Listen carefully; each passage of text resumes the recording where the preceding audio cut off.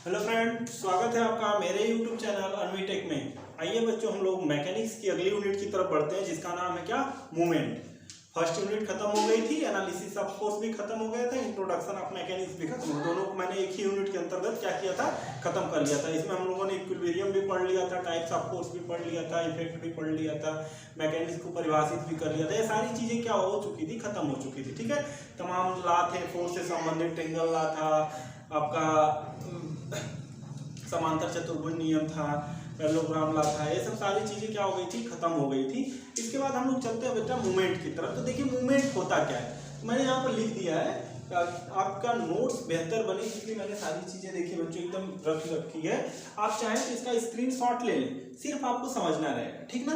तो चलिए देखिए मूवमेंट क्या है, देख लीजिए कि जो बेटा मूवमेंट होता है ना, ये क्या होता है, फोर्स की टेंडेंसी होती है जो क्या करती है, किसी ऑब्जेक्ट को किसी फिक्स एक्सिस के अबाउट क्या कराती है, रोटेट कराती है। क्या कराती है, रोटेट कराती है, घुमा देती है। तो इस प्रक्रिया को या बल्कि इस प्रभाव को क्या कहते हैं, आघूर्ण कहते हैं या घूर्ण कहते हैं। यानी कि बल द्वारा किसी ऑब्जेक्ट को उसके अक्ष के परितः घुमाने की प्रवृत्ति क्या कहलाती है, आघूर्ण कहलाती है। इसी बात को मैंने यहाँ पर देखिए अंग्रेजी में 2 लाइन में लिख दिया है, क्या एक ही लाइन में लिखा हुआ है। देखिए movement is a tendency, movement क्या है, एक टेंडेंसी है ऑफ रोटेशन यानी घूमने की। मूवमेंट क्या है, एक प्रवृत्ति है घूमने की, अबाउट एनी सेंटर, किसी सेंटर के परितः, चारों ओर, यानी किसी सेंटर के चारों किसी ऑब्जेक्ट के घूमने की प्रवृत्ति क्या कहलाती है, मूवमेंट कहलाती है। यह जो रोटेशन है यह किस कारण होगा, तो देखिए रोटेशन में भी काज बाई अ फोर्स और सिस्टम ऑफ फोर्स। यह जो रोटेशन की टेंडेंसी है किसकी वजह से आती है, किसी बल या सिस्टम ऑफ फोर्स के द्वारा आती है। तो या तो यह टेंडेंसी किसके द्वारा, फोर्स के द्वारा आई, या कई बल एक साथ काम करते हैं तो उसे क्या कहते हैं, सिस्टम ऑफ फोर्स कहते हैं। तो उसे क्या कई बलों द्वारा आएगी, एक बल द्वारा भी आ सकती है। तो यही जो टेंडेंसी है क्या कहलाती है बच्चों की, मूवमेंट कहलाती है। अब इसको देखिए समझने के लिए मैंने क्या किया, यहाँ पे एक ग्राफ बनाया है, मैं इसको मिटाऊंगा फिर से बनाऊंगा और आप देखेंगे कैसे बन रहा है, ठीक है ना। आप लोगों ने स्क्रीनशॉट लेके रख लिया है, ठीक है। तो चलिए बच्चों देखिए हमारे पास क्या था, हमारे पास यह कोई ऑब्जेक्ट था, क्या था, कोई ऑब्जेक्ट था, यह ऑब्जेक्ट था। इसका जो है, इस पर मैंने क्या किया, एक बल लगा दिया, एक बल लगाया। तो लगाने पर या इसका सेंटर मान लीजिए किसी समय यहां पर O पॉइंट पर है, तो इसका सेंटर जो है यहां पर है, इस पर मैंने कोई बल F लगाया। अब F का जो क्रिया रेखा है वो कहां से गुजरेगी, यहीं से सीधे निकलेगी ना, यहीं से सीधे निकलेगी बच्चों ना। अब क्या करिए, जो इसकी क्रिया रेखा है इस पर एक परपेंडिकुलर लाइन खींच दीजिए।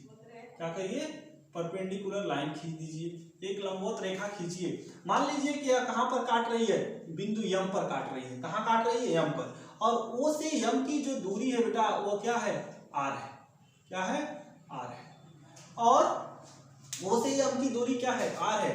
तो अगर हम किसी समय देखें कि अगर हमारा फोर्स M के ऊपर कार्यरत है तो इसमें जो आघूर्ण उत्पन्न होगा टाउ बराबर होगा बच्चों F into perpendicular distance, force into लंबवत दूरी, क्या कहलाता है, मूवमेंट होता है। तो परपेंडिकुलर डिस्टेंस, हमारी परपेंडिकुलर डिस्टेंस क्या है, R है। तो यहाँ पर टाउ बराबर क्या है, F इंटू R हुआ। यह देखिए जो इनके ऊपर तीर का निशान है किसको दर्शाता है, वेक्टर क्वांटिटी, यानी कि मूवमेंट क्या है, एक वेक्टर क्वांटिटी है। अब जैसे इसको साइन को हटाते हैं तो यह फोर्स मान लीजिए कि इस समय कहाँ से था, यह कोण देखिए, यह थीटा था और यह क्या था, अल्फा था ना बेटा, मैंने माना था क्या, थीटा था। तो यह जो इस फोर्स को यहाँ पर लेंगे यानी परपेंडिकुलर फोर्स दिखाएंगे, तो आपको हमेशा बताया था कि इसको 2 घटकों में वियोजित करेंगे। किसमें करेंगे, 2 घटकों में वियोजित करेंगे। तो इस पॉइंट पर अगर हम 2 घटकों में देखिए यही जा रहा है ना, तो ये हो गया लंबवत घटक, ये हो गया इसका घटक। तो अगर इसको 2 घटकों में वियोजित करेंगे तो यही तो कोण थीटा था। तो यह क्या बनेगा, F cos थीटा, और F क्या करेगा, F sin थीटा, यही तो आएगा ना, यह F sin थीटा, यही तो F जा रहा है बच्चों। इसलिए यहां से एंगल क्या है, थीटा है, यहां से एंगल क्या है, यह थीटा एंगल था। यही पॉइंट एम था आपका, एम से गुजरता था यह था, तो इसका एक लंबवत घटक है, क्षैतिज घटक है, तो F cos theta F sine theta, तो एफ कास थीटा तो मूवमेंट बनाएगा नहीं, या मूवमेंट तो बनाएगा नहीं, टर्निंग तो लाएगा नहीं, यह क्या करेगा, इसको सिर्फ क्या कोशिश करेगा, इसको खींच के बाहर ले जाने का, इसके एक्सिस को तोड़ने का। लेकिन एफ साइन थीटा के कारण क्या आएगा, इसमें रोटेशन आएगा, तो F sine theta into r, यही हो गया इसका क्या मूवमेंट। ठीक है ना बच्चों। चलिए इसके बाद देखते हैं कि एक मैक्सवेल साहब वैज्ञानिक थे, इन्होंने अपना नियम दिया था Maxwell screw law of movement. तो मैक्सवेल का स्क्रू नियम क्या कहता है, देखिए मिट गया थोड़ा सा, इसको आप लोग शुरू में ही वो कर लीजिए, स्क्रीनशॉट ले लीजिए। Maxwell screw law of movement ये कहता है, देखिए पढ़ देता हूं मैं, अकॉर्डिंग टू दिस लॉ, इस नियम के अनुसार, if we rotate our right hand fingers, अगर हम अपने क्या करें दाहिने हाथ की उंगलियों को घुमाएं, अगर हम अपने दाहिने हाथ की उंगलियों को घुमाएं, देन तब द डायरेक्शन ऑफ थंब, तो जो अंगूठे की दिशा है ना, विल शो प्रदर्शित करेगी द डायरेक्शन ऑफ मूवमेंट की दिशा को। कहने का मतलब कुछ नहीं, अंग्रेजी लिखी है, इसका मतलब कुछ है, कुछ नहीं है।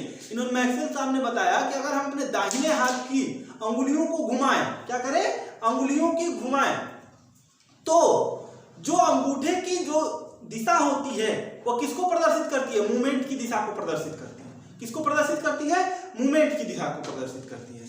अब देखिए कैसे करती है, तो अब इसको हम थोड़ा सा क्लॉकवाइज मूवमेंट, सॉरी इसको जोड़ देते हैं टाइप्स ऑफ मूवमेंट से। अगली टॉपिक देख लीजिए, इस नियम को और वहां समझाएंगे। तो देखिए जब टाइप्स ऑफ मूवमेंट में हम गए, तो देखिए पहले मैंने क्या किया, दो यहाँ पर लिखा क्लॉकवाइज मूवमेंट और एंटी क्लॉकवाइज मूवमेंट, और नीचे लिखा rotary movement, twisting movement, bending movement, translatory movement भी होता है। ठीक है, तो ये भी देखेंगे, लेकिन पहले इस पर चलते हैं क्योंकि मैक्सवेल लॉ से संबंधित है। तो देखिए बच्चों, हमारे पास ये ऑब्जेक्ट एक है, ए ऑब्जेक्ट ए है, ये ऑब्जेक्ट बी है। ठीक है, दो हमारे पास ऑब्जेक्ट है। अब इसके बाद हमने क्या किया, इसके ऊपर फोर्स लगाया। तो जब हम फोर्स लगा रहे हैं तो यह किस तरह का मूवमेंट बना रहा है, यानी किस तरह घुमाएगा। देखिए तो यह घुमाएगा कैसे, ऐसे लाएगा, ऐसे घुमाएगा, ऐसे घुमाने की प्रवृत्ति रखेगा, यानी कि इसके द्वारा जो मूवमेंट बनेगा या कैसा बनेगा, क्लॉकवाइज मूवमेंट बनेगा।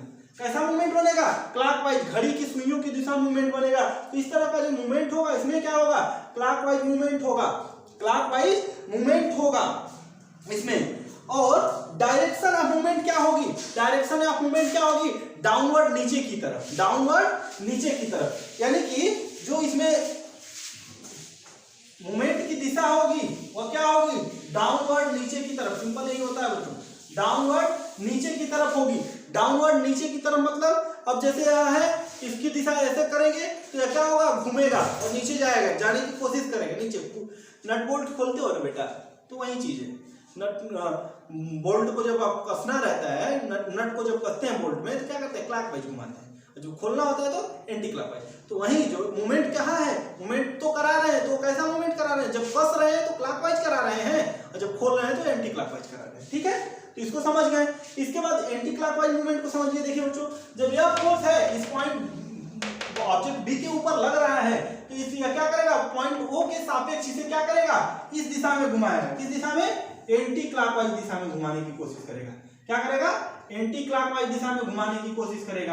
अब एंटी क्लॉकवाइज घुमाएगा, एंटी क्लॉकवाइज घुमाएगा, तो इसकी टेंडेंसी घुमाने की क्या है, एंटी क्लॉकवाइज है।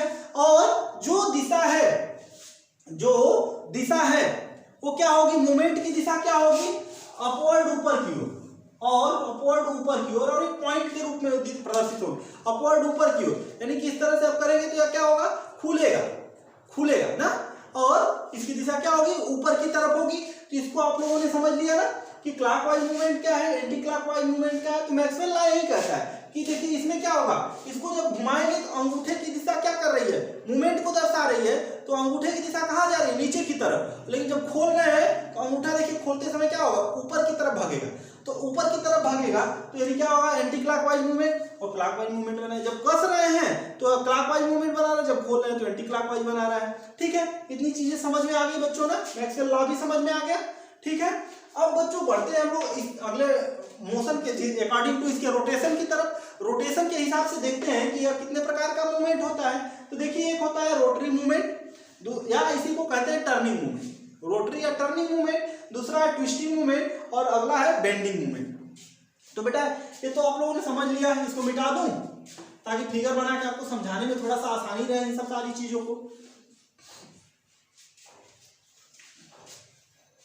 पढ़ते रहिए बच्चों, एग्जाम का कोई भरोसा नहीं है, सेमेस्टर एग्जाम हो सकता है मे भी ऑनलाइन हो जाए। अब ऑनलाइन हो जाएगा तो फिर आप परीक्षा देने में थोड़ी सी कठिनाई होगी, क्योंकि फर्स्ट टाइम आप लोग ऑनलाइन एग्जाम देंगे, या फिर जो बच्चे तैयारी कर रहे हैं वो तो ऑलरेडी ऑनलाइन परीक्षाएं दे रहे हैं, तो उनके लिए भी अच्छी बात है। तो जो बच्चे नोट्स नहीं बनाने, सबसे बड़ा डिसएडवांटेज उनका यही है कि नोट्स नहीं बनाने से आप अपना नुकसान करते हैं।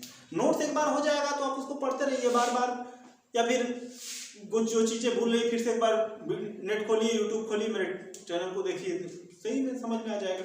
मेरा ही क्यों, कोई और भी अच्छे अच्छे टीचर पढ़ा रहे हैं, उनका भी देख सकते हैं आप, ठीक है ना।